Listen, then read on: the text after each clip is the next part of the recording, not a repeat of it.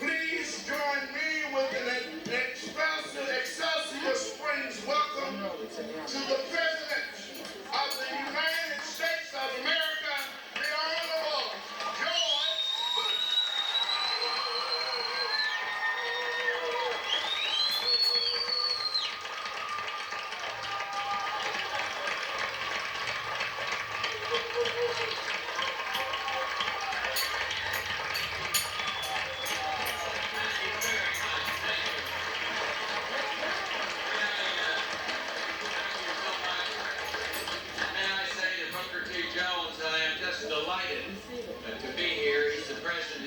And CEO of the company that runs this Job Corps Center.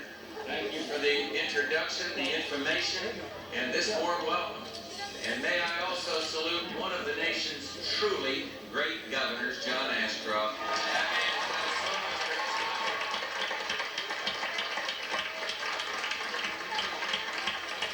Two members from the Department of Labor, John Douglas and Wayne Jenkins, are here. And John Thomas is the president of the student body. Thank you, sir.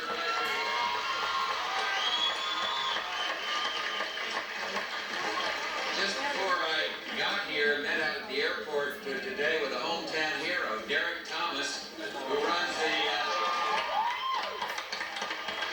said something ugly to me about beating the Washington Redskins, but nevertheless, he runs this third and long foundation when he's not running down the opposing quarterbacks. And on Sundays, you know him as number 58, but today he's the number 832.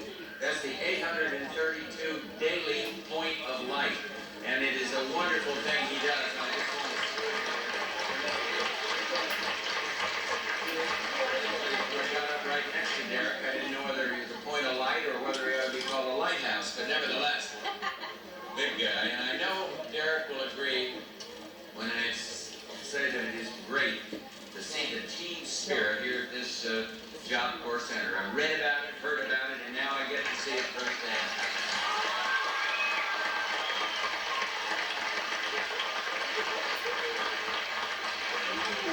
We're in a political season so tough that it makes what goes on in Arrowhead Stadium seem like two-hand touch.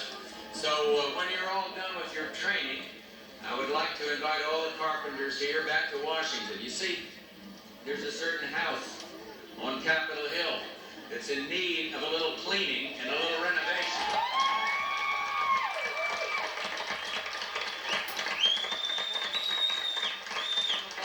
Bob Vila's show, this old house, well, there's an old House of Representatives right there in Washington that hadn't been cleaned out for 38 years.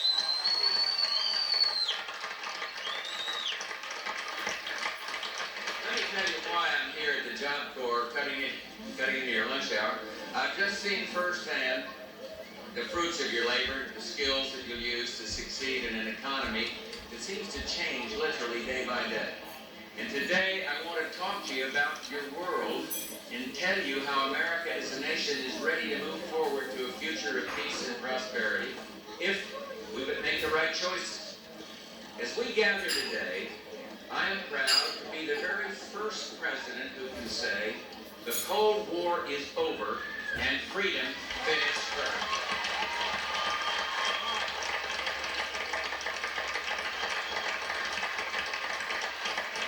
With change comes new challenges. The defining challenge of the 90s is to win the peace, to win the competition of this new global economy. And in the 21st century, America must be not only a military superpower, but an export superpower and an economic superpower. And we start with an honest appraisal of our weaknesses and our strengths. My opponent talked about an America in decline, but just remember, if you want to talk to the most productive workers in the world, you don't fly to Japan, you don't have to fly to Germany, you can look right here in the United States of America.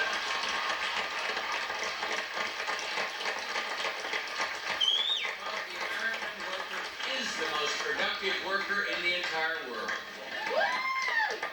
How do we guarantee that our workers will still be the world's most productive and that there will be plenty of high-wage jobs in your future.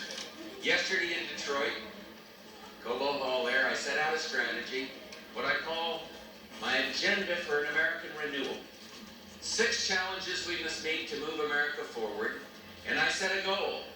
Today, our national economy is nearing $6 trillion, and my agenda will make America the world's first $10 trillion economy by the first years of the 21st century. We can do that.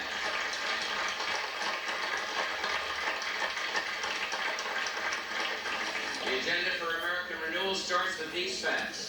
Right now, in our factories, 1 of every 6 manufacturing jobs is tied to foreign trade. On our farms, produce from 1 in every 3 acres that we harvest will be sold abroad. And in the century ahead, and in your lifetimes, the percentage of your paycheck that comes from what America sells abroad is only going to grow. And so the bottom line in our new world economy is this: exports equal jobs. And I have faith that if we open foreign markets, our workers will satisfy the demand for our products. And so my agenda starts with a global trade strategy, a network of new free trade agreements from Chile to Hungary, from the Pacific nations to Poland. Give America the opportunity, and I know that we can respond to the needs of any customer, anywhere.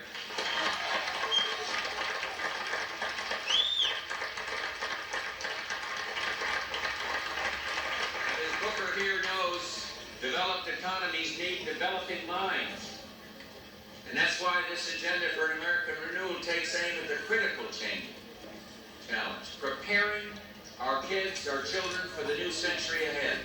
And that means literally has to mean a revolution in American education. Competition works in our economy. It's time to bring that same competition to the classroom. And I offer a GI Bill for kids which would give $1,000 scholarships to every parent so they can choose where their kids should go to school, whether it's public school or private.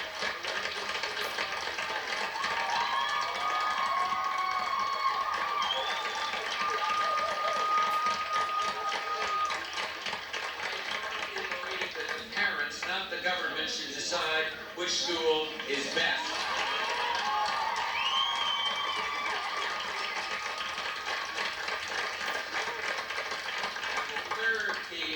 The third key component of my agenda for American renewal, helping America's businesses sharpen their competitive edge.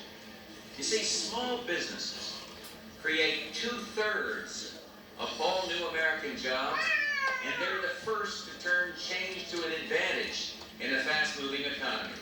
And when you finish this program, a small business is where you'll most likely end up to find a job. And we must ease the burden on small business. Small businesses need relief.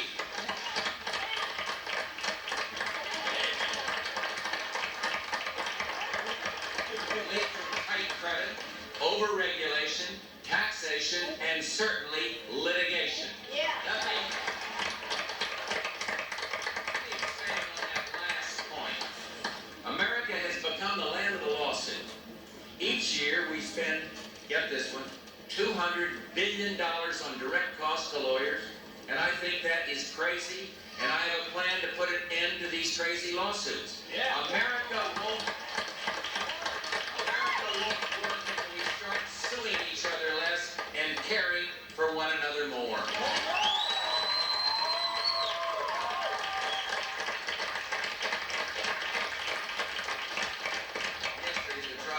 Association threw another curveball to the American people when they beat back the majority will in the Senate, did the will of the trial lawyers, and beat back a chance to do something about liability reform. A sad day in the United States Senate. Now, fourth, my agenda for American renewal means promoting economic security for working Americans. And that means it's got to be health care reform. To make health insurance affordable to all Americans and make sure you're never locked into a job. Make sure you're never locked into the job you want to leave because you're worried that you got to lose your health care coverage. We're going to make it transferable. It also means a pension or retirement plan that you can take with you throughout your career.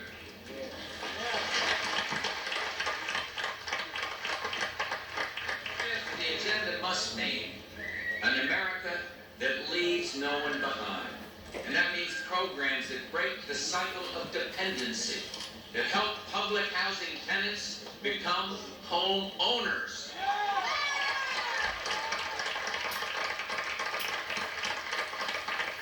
That help people on welfare find work, that help people without hope take heart. And we don't owe every American a living, but we do owe every American an opportunity. And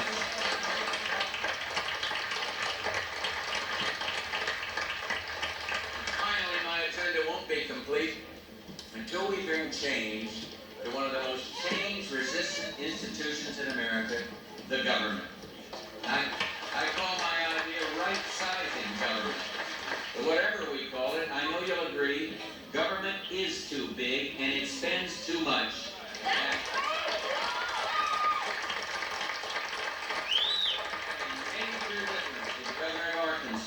He wants to make big government even bigger, and to be precise, he is already on record for at least $220 billion in new spending and $150 billion in new taxes just for openers. Now, my opponent likes to tell you he only raised taxes on the rich, but I'll tell you this. His taxes, he's going to end up taxing all working Americans for the same reason outlaw Willie Sutton robbed banks. Because that's where the money is. And I don't think people are undertaxed. I think government spends too much. And that's why my agenda includes a new idea to drive down the deficit by giving you, the American taxpayer, if you want to do it, power to earmark a full 10% of your federal dollars for one purpose and one purpose only, to pay down the national debt.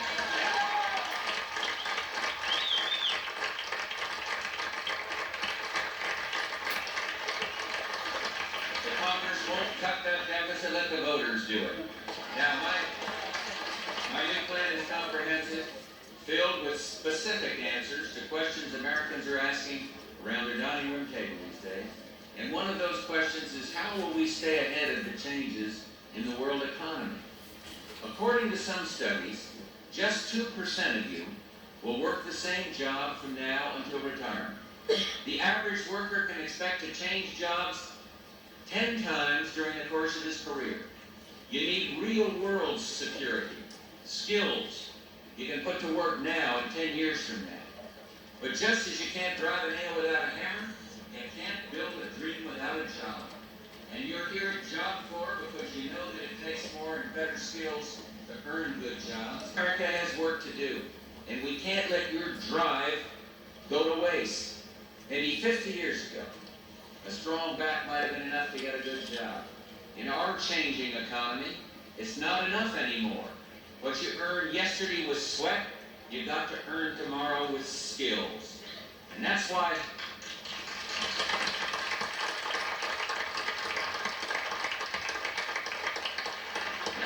last month I announced new initiatives to focus federal job training on the kind of real-world skills Americans like you and Americans of all ages need in this new world economy. To help young people find that first job, we have a program called the Youth Training Corps, modeled after Job Corps programs like this one. And we want to get these inner city kids off the mean streets and give them a second chance to build skills they need to succeed.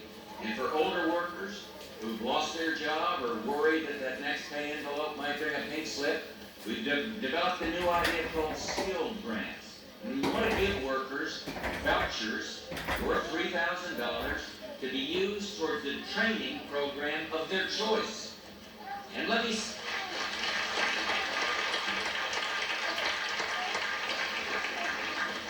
say this, choice is critical. I don't see job training as an excuse to shoehorn you in to whatever program has an open slot or the next box on some bureaucratic checklist. I want to give you the power to go where you want, to get training in the kind of career that you choose. And these are some of the ideas I'm talking about to renew America. Many are underway, others just beginning. And you see, I am committed in this campaign to providing serious answers to the questions Americans are asking about our future. And I've diagnosed the problem.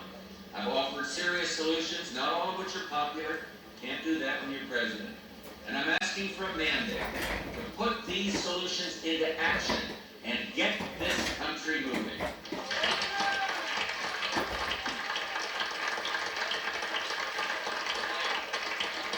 I firmly believe that my opponent, at least for now, has chosen for a different strategy.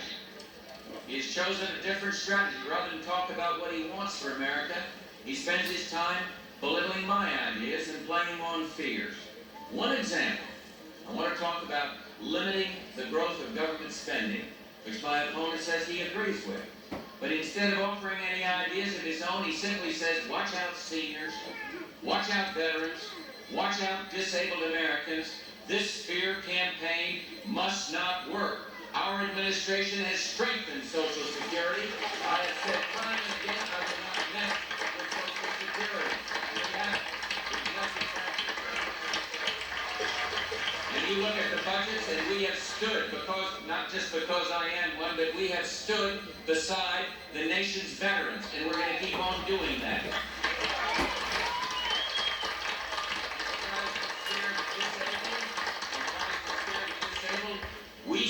I signed the most original legislation that brought the disabled into our economic mainstream and gave them a shot at the American dream. And that's what we've been doing, and we ought to deserve some support from the American people for that, not let it scare us.